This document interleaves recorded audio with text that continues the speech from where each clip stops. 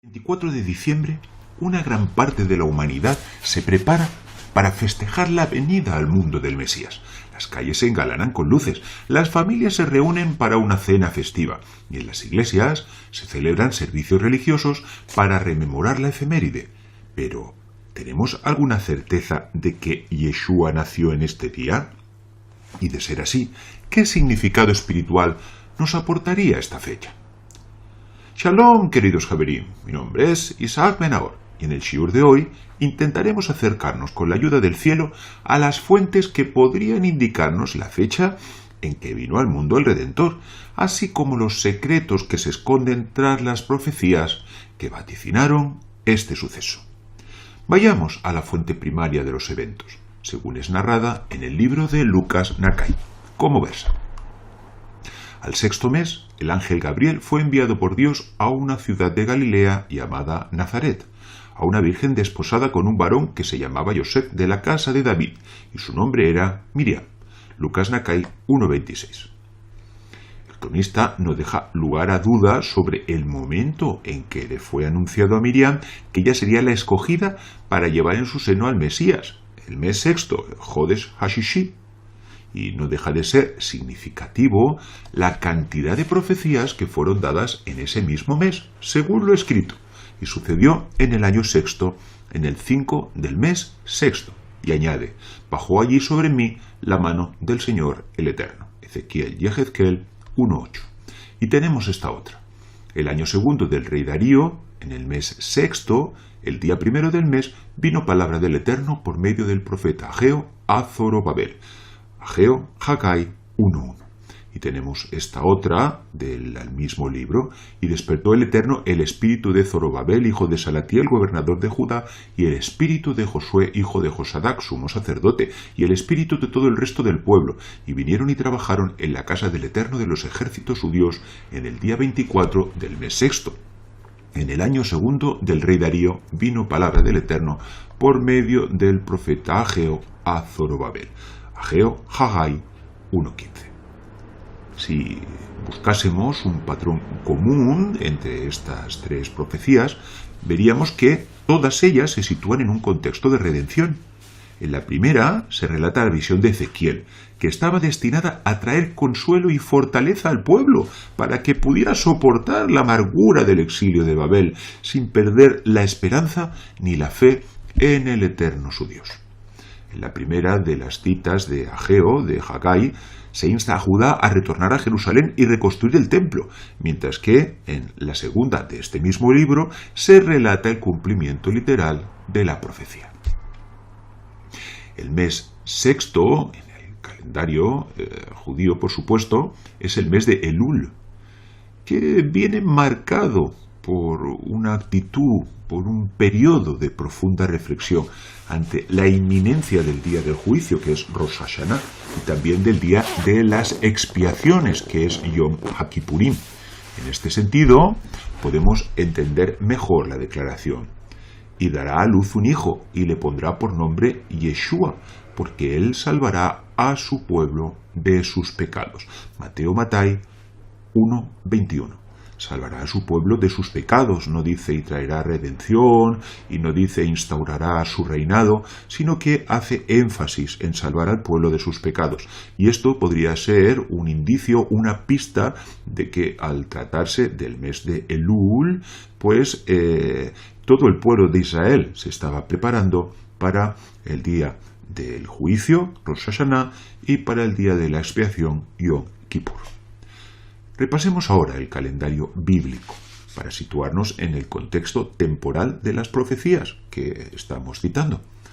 En la Torá, los meses son nombrados por su orden cardinal, primero, segundo, tercero, etc. Si bien el mes primero es llamado Abib, primavera, y sobre esto puede usted leer Éxodo Shemot 13.4. Pues el principio del año es situado en dicha estación. La Torá nos declara: este mes os será principio, Rosh, que también es cabeza, de los meses. Para vosotros será este el primero Rishon de los meses del año. Éxodo Shemot 12.2. Como es sabido, Tras el regreso del exilio de Babilonia, el pueblo adopta la nomenclatura caldea para nombrar los meses, pasando el mes primero, lo que sería el Jodesh Rishon, a denominarse Nisan, que en la lengua de los caldeos significa el primer brote. Y asimismo ocurriría con el resto de los meses, como mostramos en este gráfico, donde podemos ver Nisan, Iyar, Shivan, Tammuz, etc. Y así con el resto de los nombres caldeos que se adoptaron para los meses del año.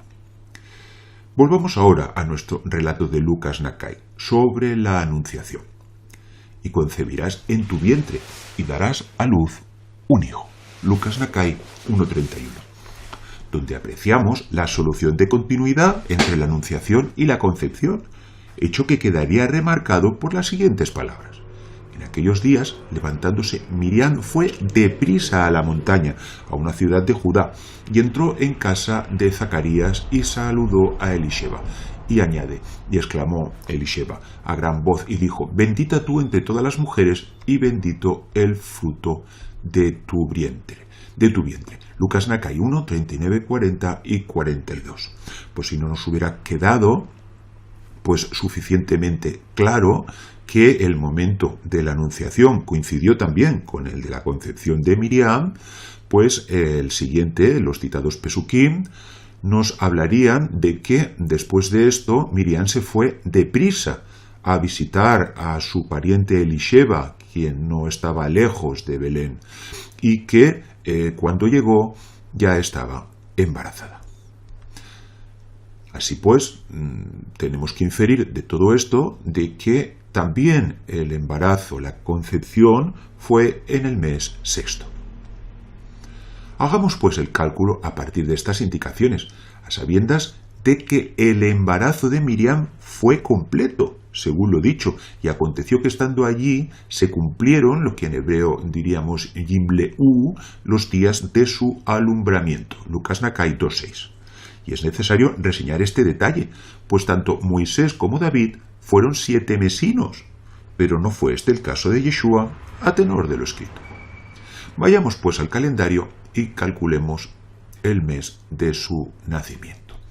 Y aquí tenemos los 12 meses del año, Nisan, Iyar, Sivan, Tammuz, Ab, Elul, Tishre, Heshvan, Kislev, Tevet, Shevat y Adar. Así pues, el mes sexto, que vemos aquí, es el mes de Elul. Entonces tenemos que contar 9 meses a partir del mes de Elul, por supuesto que este inclusive.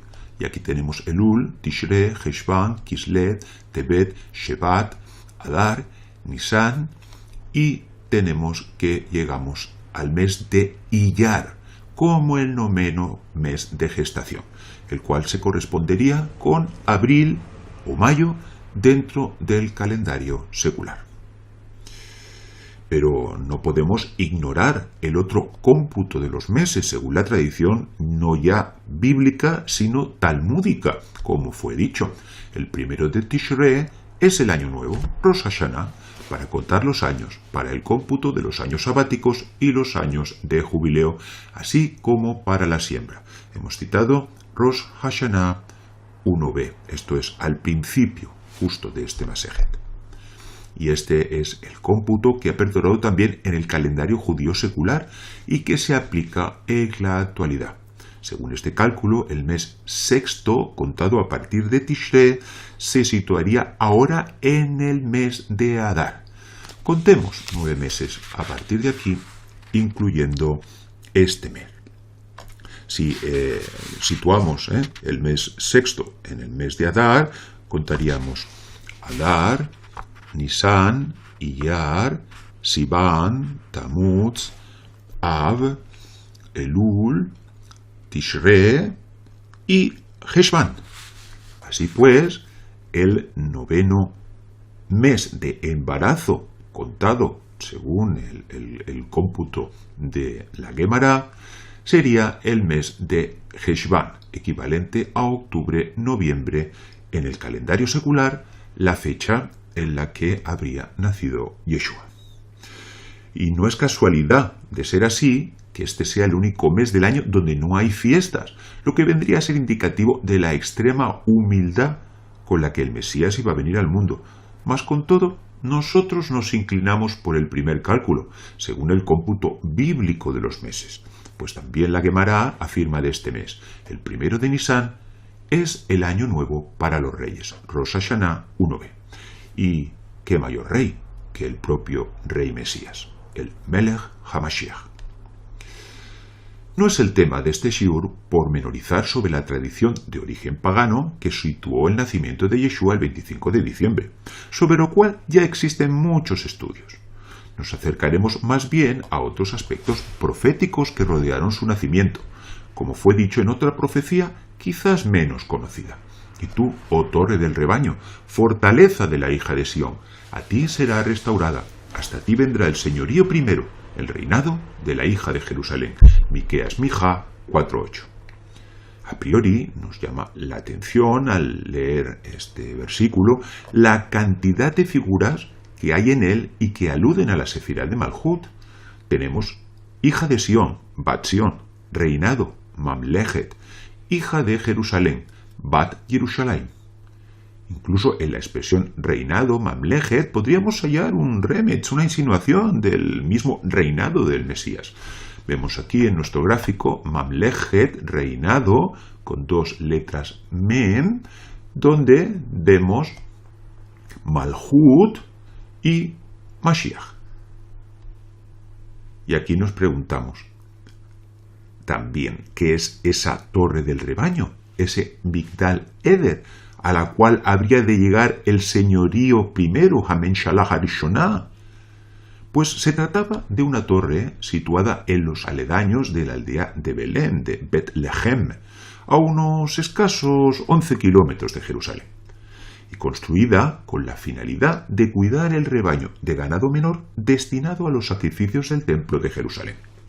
En su planta baja se situaba una estancia donde eran guardados los corderos destinados a tal fin, en un establo ritualmente puro. De hecho, cualquier ganado que hubiese estado pastando en esa zona debía pertenecer necesariamente al templo, según nos enseña la Mishnah. No se puede cuidar ganado menor en la tierra de Israel, pero sí en Siria y en los desiertos de Israel. Baba Kamá 7:7. Y esta prohibición tenía como objeto impedir que el ganado pastase en algún campo sembrado o comiese hierba de alguna propiedad privada. Por eso solo podían ser apacentados en lugares deshabitados o fuera de la circunscripción de Israel. Pero esta prohibición no se aplicaba al ganado consagrado al servicio del templo, como también se declara en otra Mishnah. Si se encuentra una cabeza de ganado en Jerusalén hasta Migdal Eder o a una distancia semejante en cualquier dirección, si es macho será destinado a holocausto y si es hembra a sacrificio de paces. Rabbi Yehudá dice, si es apto para el sacrificio pascual, esto es macho de cordero o cabrito menor de un año, se podrán destinar a sacrificio pascual 30 días antes de la fiesta. Shekalim 7:4. Puede consultar también Baba Kamá 80. En este sentido, que los padres de Yeshua no encontrasen lugar en la posada y se hospedaran en el establo destinado a los sacrificios del templo, habría redundado en el cumplimiento literal de la citada profecía mesiánica. Y tú, oh torre del rebaño, fortaleza de la hija de Sión, a ti será restaurada, a ti vendrá el señorío primero, el reinado de la hija de Jerusalén. Y también podemos entender mejor las palabras, y esto os será por señal, hallaréis el niño envuelto en pañales, acostado en un pesebre. Lucas Nakai 2:12. Y aquí nos preguntamos, ¿qué clase de señal profética es esta? ¿Es necesaria la aparición de un ángel y la manifestación de la Shejiná para indicar una escena tan anodina como es un bebé envuelto en pañales y acostado en un simple pesebre?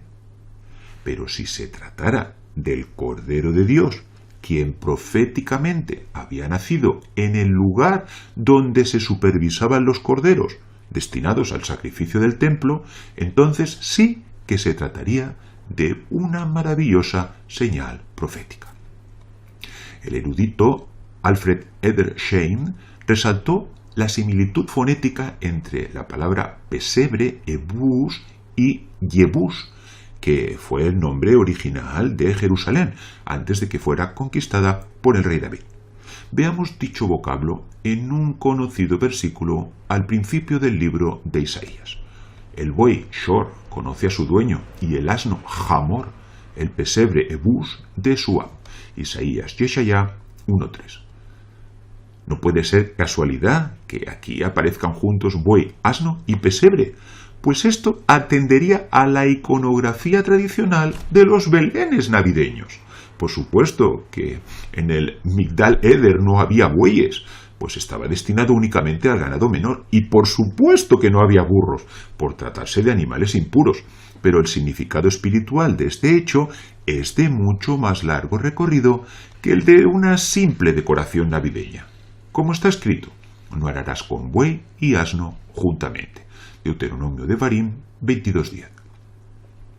Este mandamiento, al que Pablo asimiló a la unión en yugo desigual con los incrédulos, asociando la luz con las tinieblas, sobre esto puede leer 2 Corintios 6, del 14 al 16, fue explicado por los sabios en el sentido de dos poderosas clipot, una llamada Shor, buey, y otra llamada Hamor, asno, dos poderosas clipot de parte de las naciones que nunca deben estar juntas, pues de ser así, el mundo no podría soportarlo.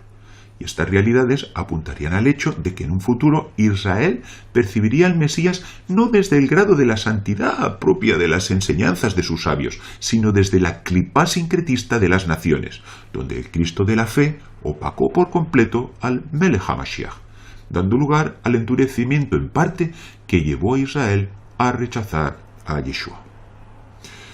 Querido Javier, no nos cansamos de animarle a que ahonde hacia niveles más profundos de las Escrituras. Cuanto más conozca, más cerca estará de la luz y la verdad de nuestro amado Mesías, y se hallará menos expuesto a ser manipulado por enseñanzas improcedentes. Pero por encima de todo, se hallará más apegado a su entrañable amor y santidad, aspirando a ser uno en el Mesías con el Padre, como Yeshua nos enseñó. Y hasta aquí nuestro shiur de hoy. Shalom. Adir Ben Ahor, el poder y la luz del Mesías Yeshua.